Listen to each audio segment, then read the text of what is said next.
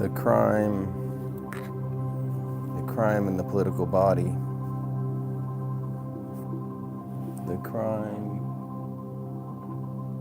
in the political body.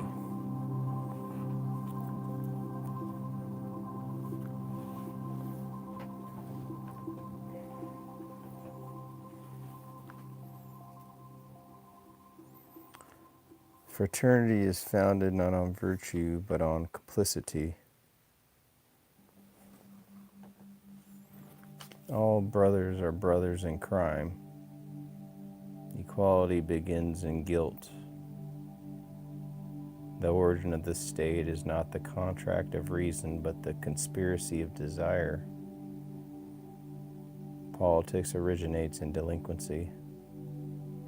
Organized, erotic, sacrificial. The first polis was a gang. The primal scene of politics is the rape of the Sabines. Fraternity achieved through violation. Romulus kills Remus. The first act of political foundation is fratricide. Every constitution conceals an asylum. Citizens are fugitives absolved by belonging. The city's greatness begins as sanctuary from the criminal. The heavenly city is the only earthly asylum transfigured. Sin is the social bond. The remission of sin is the charter of citizenship. Civilization is organized amnesty for the original crime. The social contract is a sacrilege written in sacred ink. To swear is to wound the divine. Every oath calls down punishment deferred. Every covenant is founded on the blasphemy of invoking the Father's name in vain. The oath is a suspended curse. It binds by risking damnation. Swear not at all is not piety but political realism. Every law is a veiled ordeal, every constitution a ritual forbidden invocation. The primal fraternity arises in the killing of the father. The community is a syndicate of patricides. The crime unites the brother, guilt is the cement of the state. The covenant institutionalizes complicity. Law replaces the father with the oath. Religion sublimates the crime into conscience. The superego is the state's ghost. To found is to murder symbolically and to remember without admitting it. The band of brothers is bound by forbidden desire. Politics is the transmutation of incest taboo into exogamic conquest. The polis arises as the fraternity substitute for the mother. Sex and war are twin rights of entry into the public. The erotic body of the city is carved from sacrificial skin. Eros and Thanatos legislate together. Justice is institutionalized violence. The ordeal is the archetype of judgment. Battle is the first court of appeal. War is the legal process of the gods. Jehovah is a man of war. Divinity confers legitimacy upon victory. Rome won the world by ordeal. Empires legalized triumph. Divine right is the sanctification of success. Equals are rivals. Fraternity is rivalry pacified by ritual. Love among brothers is jealous love sublimated. Every union of comrades contains the wish for the other's death. Brotherhood requires repression. The state is structured repression. The fraternity perpetuates the quarrel it chains to resolve. It claims to resolve. The father is killed so that hierarchy can return to another form. The fraternal principle and the paternal principle are mutually dependent. The republic oscillates between fraternity's anarchy and paternity's tyranny. Federation is the geometry of mutual envy. Concordia discourse, the harmony of opposites, is the political ideal of fraternal strife. Justice is the perpetuation of conflict under rules. Every political covenant is a parody of the sacred. The oath imitates divine speech. The Constitution imitates divine law. To govern is to usurp the attributes of the Father. The ruler in purple wielding the lightning bolt reenacts Zeus under secular disguise. Blasphemy is the birthmark of sovereignty. The secular state is theology in denial. The myth of equality and the return of domination. Equality is fraternal only in myth. In practice, it conceals hierarchies of guilt. Every revolution repeats the primal murder and calls it liberty. Fraternity's dream of reciprocity turns into sovereignty's nightmare. The balance of power is the political version of the brotherly feud. True harmony emerges only from separation and struggle. The ideal of equality is the lingering shadow of the slain father's justice. The western city is built upon the quarrel of brothers. The polis is the tomb of the father, the agora the stage of his sons. History is the slow repetition of a founding crime under new justification. The state is the sublimation of gang warfare into constitutional form. Every law courts the violence it condemns. The political body is a love affair among murderers. Justice exists to remember the primal murder without reenacting it. Law is the hymn to the dead fathers sung by repentant sons. The oath is the smoke of sacrifice still rising.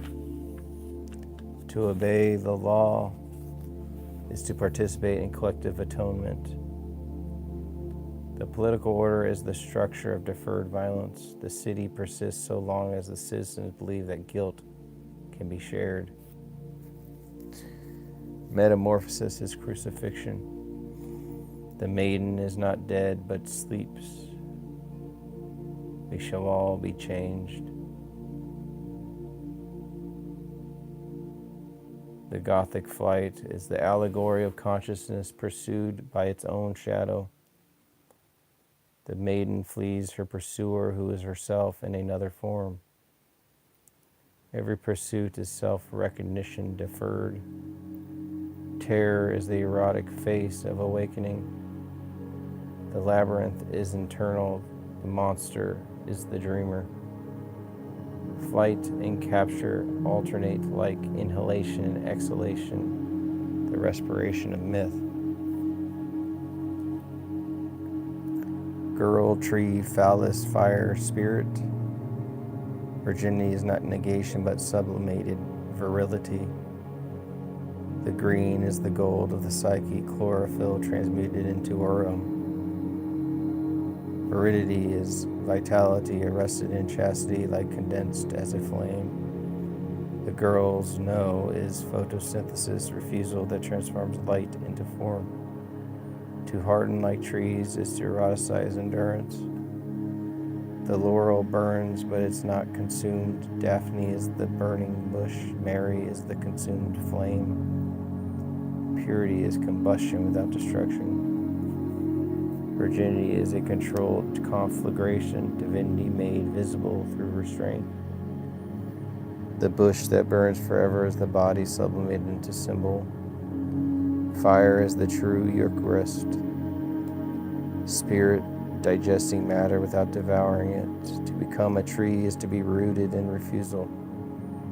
The metamorphosis is a descent disguised as ascent.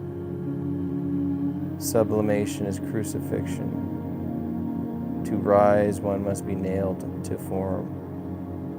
The Virgin gives her love, the material of lusting martyrdom. In early myth of union, she offers him his cross. To love is to accept transformation into matter. The prostitute, the Virgin are one figure divided by theology. Every sanctuary was once a brothel, every brothel a shrine. The sacred is born from contamination, purified by repetition. The Great Mother is both womb and grave. Her chastity is cosmic appetite. What she births, she buries. What she buries, she resurrects. The laurel is the sign of victory over the desire through desire. Apollo's kiss becomes patriarch's coronation. The poet and the conqueror share the same laurel, the triumph of sublimation. The crown is the circle of flame that joins death to glory. To write is to burn continuously without ashes. The laurel is the immortality of transmutated loss. The maiden is not dead, but dreaming. The tree sleeps, awaiting resurrection in the sap. The museum is the mausoleum of the muses. Art as embalmed ecstasy. The spirit sleeps in stone, awaiting the voice that calls it by name. Orpheus, Christ, Apollo are one in the act of waking the world. Every poem is an attempt to raise the dead from the vegetable sleep. Green is the first stage of gold. Matter remembers light. The color of metamorphosis signals the soul's photosynthesis. The maiden's greenness is her transmutational power, potential unspent.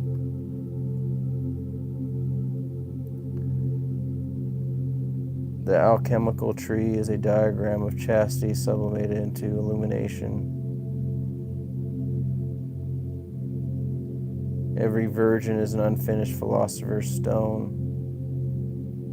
Apollo's descent to human form to embrace the divine. Desire as the gods fall into the material, the divine pursuer is humbled by his own passion. The sublimity of love lies in its descent, not its ascent. In her wood he is crucified, in her womb he is reborn. The divine must incarnate to discover its own humanity. Art is the resurrection of spirit from its vegetable sleep. To restore animality to plants is to awaken the divine in matter. The poet turns trees back into men. The myth of metamorphosis ends where art begins in reversal. Every artwork is a reincarnation of its own burial. The invisible is human, and the human is the visible redeemed. The Virgin burns with restrained eternity. The tree is the body spiritualized, the flesh rooted in divinity. The flame that does not consume is the form that does not decay. The metamorphosis of Daphne is the soul's discovery of immortality through matter. The evergreen is the ever-burning. The human spirit is the green fire of becoming. An extinguished hearth, an extinguished family. O fire, thou art eternal, beautiful, and ever young. Thou art the life, thou art the protector, the living flame.